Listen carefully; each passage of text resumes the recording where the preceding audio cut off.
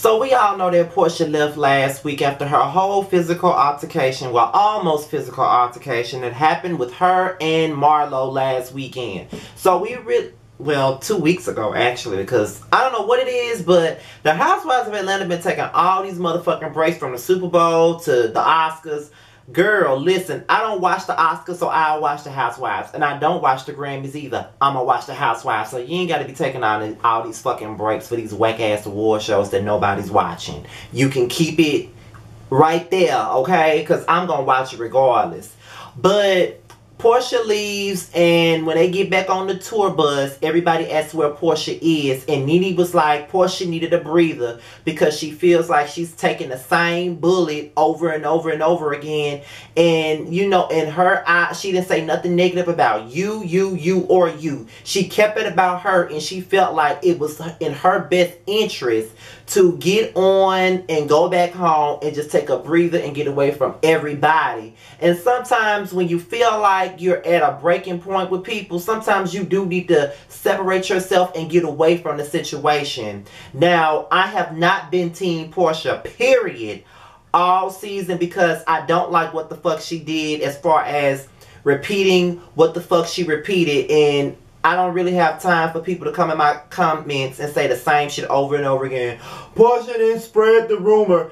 Bitch, the moment she said it in front of the camera, she got it. She cranked it up when she said it on camera, but I'm not gonna go there. Because I'm really getting tired of talking about that. Nene feels like Portia should give a group apology and just say, I fucked up. To be honest, she does not owe the entire group a fucking apology. The only person that is owed an apology is Kandi, and she already got the apology already. She already got it. Now, it's up to Kandi on whether she wants to forgive Portia or if she wants to forgive Portia and still not fuck with her. It's really up to Kandi if she wants to do that. It's really nobody else's business. And I know that sometimes when we wrong people, we do want our forgiveness. But sometimes, if you're going to keep throwing the same bullet in me, I'm not going to keep apologizing for the same damn shit. But at the same time, it's easy for everybody to say, Kandi need to get over what the fuck happened. She need to get over it. But it's also easy for Portia. She need to get over it because Portia has moved on. It's easy for Portia to move the fuck on because Portia was the one that fucking did it. It's the person that did the shit to you, it's easy for them to pick up where the fuck they left off after they done fucked you over. It's easy for them to do that. But it's not easy for the person that was hurt. And that's what I don't understand. Y'all letting this Team Portia shit cloud y'all fucking brain like y'all ain't never been human. Let a motherfucker say you tried to drug them and rape them and it wasn't even true. Would you be so quick to forgive them? Would you be so quick? Would you be here for everybody telling you when and where you need to forgive and giving you a time limit on when you need to get over something? I don't think so. I don't think so. And, you know, for me, it's like when it comes down to forgiveness, I am very slow when it comes down to that. I can give you an example. About 3 years ago, I was at a funeral. It was my sister's classmate's funeral. And I ran into one of my former bullies at the funeral. And when I saw him, I avoided him. Because this was 2005 when I saw him. No, 2015 when I saw him. I had not seen him in like 16 years. I had not seen him in 15 to 16 years.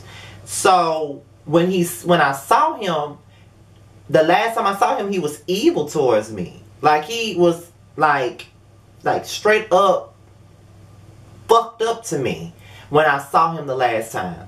And when I saw him at the funeral, he was so motherfucking happy to see me. And I'm like, I'm cold, I'm distant, I don't want to talk to him. Because he did that to me. I didn't get it. I'm sorry. I just know that 16 years later, I see the same person that made my life a living hell. And now he wants to speak to me and take a picture with me. And I wound up taking a picture with him because my cousin was like, Scotty, just take the picture. And folks were saying that I was wrong for how I reacted to him. But how dare you tell me I'm wrong for how I reacted when the last time I seen this guy, he was like straight up mean to me. Like he was such a fucking bully to me. Like he taunted me, he teased me, he made me cry, he tried to fight me for no reason, he was picking on me. It was like straight up. And although I had turned 26, the last time I seen him, I had to be about 10 the last time I saw him. So how the fuck you expected me to react when I seen him? You really couldn't think that I was gonna be nice to him. So you can't tell nobody when and where they supposed to forgive somebody. You can't. And that's just what it is.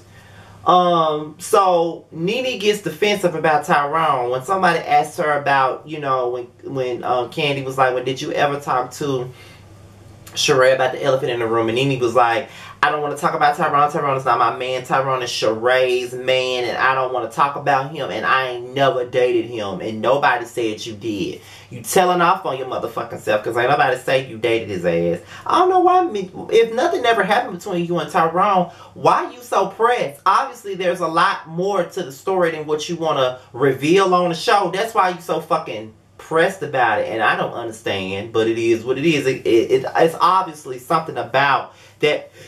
Obviously something about Tyrone. That Pepsi got me burping. It's obviously something about Tyrone that got your ass pressed. And I don't know what the fuck it is, but he got your ass completely pressed. And you need to really deal with that.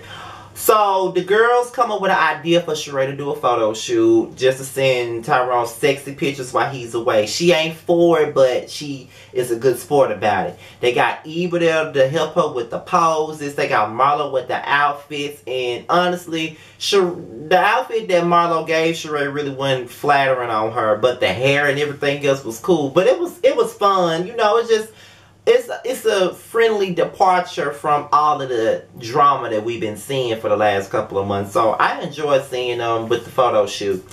So Shamia brings up, you know, Nene going off on Candy about the whole Tyrone thing to Sheree. And Sheree was like, well, let me give you the background on what happened between Nene and Tyrone. And that was the beginning of me and Nene's beef.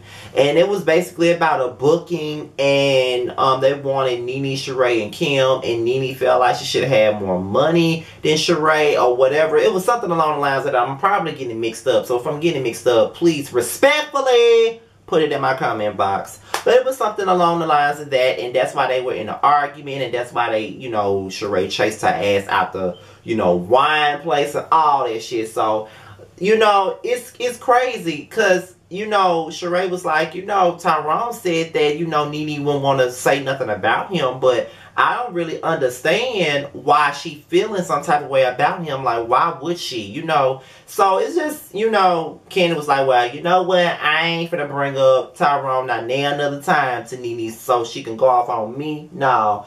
But next thing you know, Eva bring up the same conversation to Nene, and she goes the fuck off on Eva too. And I'm on Eva, and I'm like, Nene, why are you pressed? Like, I don't understand why you so bothered by this. Like, what happened between you and Tyrone? And that's obviously a big elephant in the room between you and Sheree, because y'all really don't fuck with each other in these shows.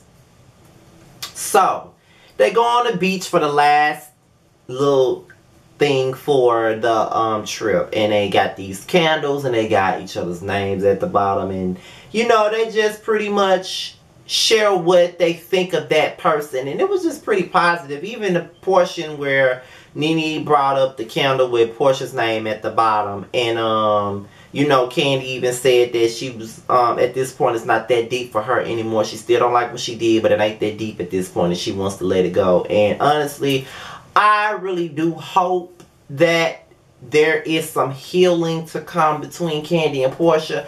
I don't necessarily think that they will ever be the way that they used to be. I don't see that ever happening.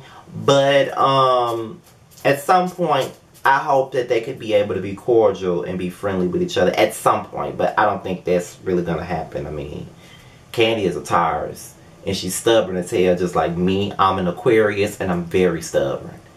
I could be wrong and don't want to apologize sometimes. Just being real, but you know, it is what it is. But this video was rather short, but this is my review of the Housewives of Atlanta. Make sure you like, rate, comment, and subscribe. and share, and all that shit. Next time y'all see me will be for the reunion reviews of Love and Hip Hop New York and Love and Hip Hop Miami, y'all. And y'all will be getting a special video after those two reviews. So, yeah. I'll holler at y'all later. Peace.